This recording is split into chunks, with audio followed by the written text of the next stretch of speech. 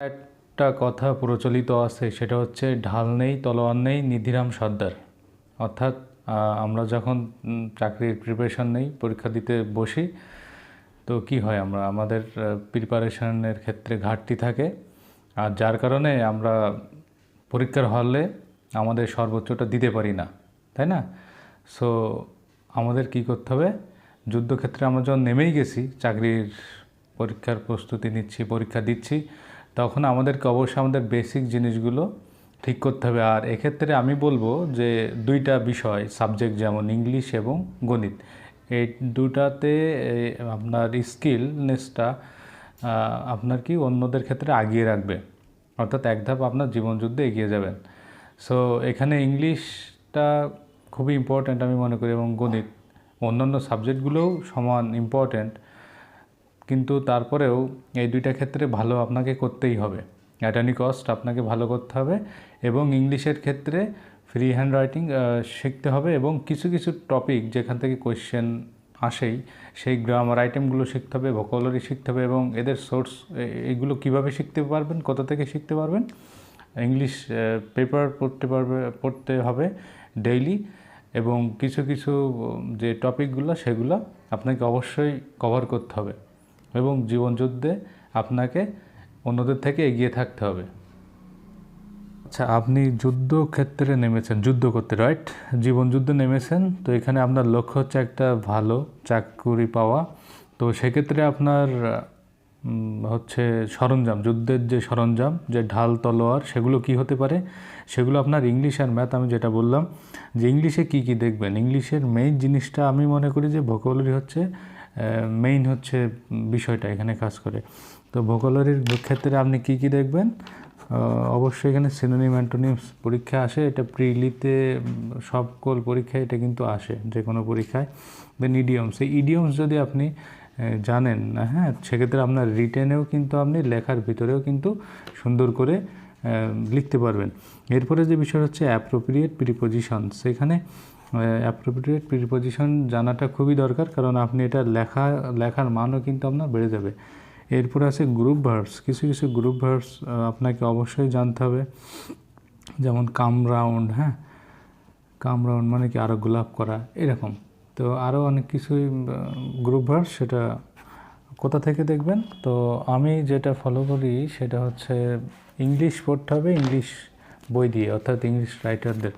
তো ওয়ার্ড স্মার্টটা হচ্ছে ভোকাবুলারির জন্য একটা চমৎকার একটা বই, এখানে সব ইংলিশে লেখা।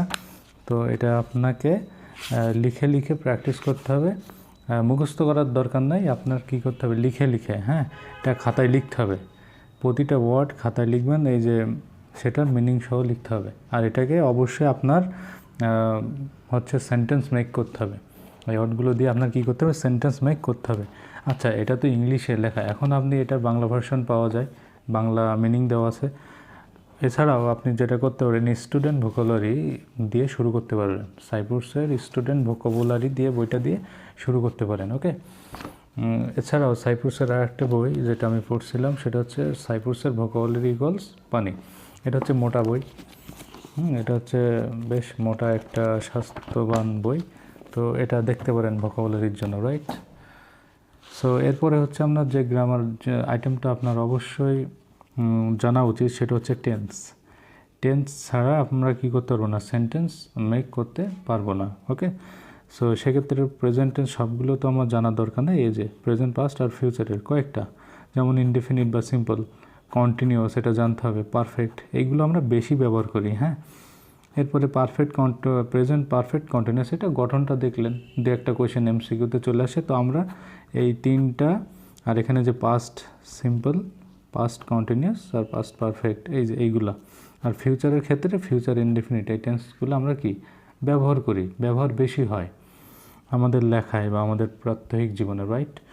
সো এরপরে আরেকটা টপিক হলো পার্টস অফ স্পিচ, সেটা আপনাকে অবশ্যই জানতে হবে, প্রিলিতে তো লাগবেই, প্লাস রিটেনে আপনার কাজে লাগবে, অর্থাৎ এইগুলো আপনার বেসিক, এগুলো আপনার কি বেসিক, এটা এই গ্রামার আইটেমগুলো আপনার বেস তৈরি করবে, রাইট?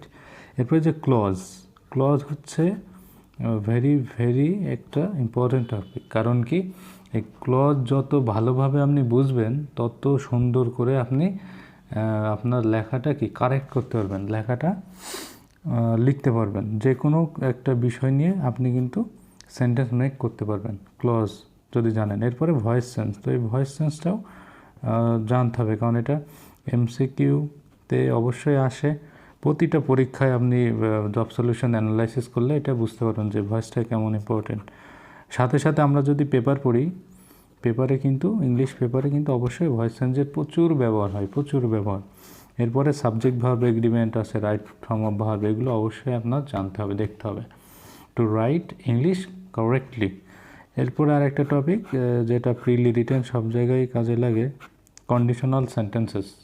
ঠিক আছে, এই যে তিনটা conditional, first, second and third conditional sentence, এইগুলো আমাদের জানতে হবে। যদিও এই টপিকগুলো কিন্তু আমরা ক্লাস 6 থেকে শিখে আসি, 6 থেকে আমরা কিন্তু শিখি, তবুও আমরা কেন পারি না, কারণ আমরা ফাঁকি দেই ওই সময়, রাইট? আমরা ফাঁকি দেই, ওইভাবে দেখি না, বন্ধুদের দেখে দেখে লিখতাম বা এরকম, হ্যাঁ, মানে স্কিপ করে আসি আমরা। সো যার কারণে কি হয়, এখন আমাদের এটা পড়তে হবে। তারপরে গ্রামারের জন্য আমি প্রেফার করি টোফেল, ক্লিপসের টোফেল অবশ্যই সবাইকে পড়া উচিত। যারা চাকরি প্রার্থী আছেন বা শিক্ষার্থী আছেন, অবশ্যই এই জিনিসগুলো টোফেল আপনার পড়া উচিত, কারণ এখানে আপনি কনসেপ্টটা ক্লিয়ার হবে, বেসিকটা ডেভেলপ হবে। এরপরে আপনি পাশাপাশি ব্যারন্সের টোফেল, এই যে ব্যারন্সের টোফেল গ্রামারটা অবশ্যই পড়তে পারেন। কিছু জিনিস ওভারল্যাপ আছে, তো এটা পড়ে মজা পাওয়া যাবে, হ্যাঁ।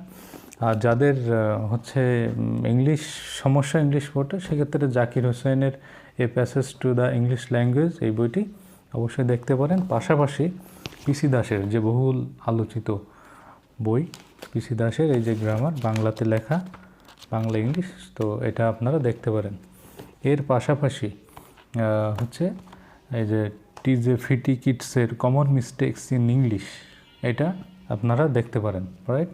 তো এটার ইংলিশ ভার্সনও আছে, বাংলা অর্থসহ এই বইটা বাজারে পেয়ে যাবেন আপনি। তো আশা করি এই জিনিসগুলো শিখলে ইংলিশে কোথাও আটকানোর কথা না, বা আপনি অবশ্যই উপকৃত হবেন এই জিনিসগুলো শিখলে। ধন্যবাদ।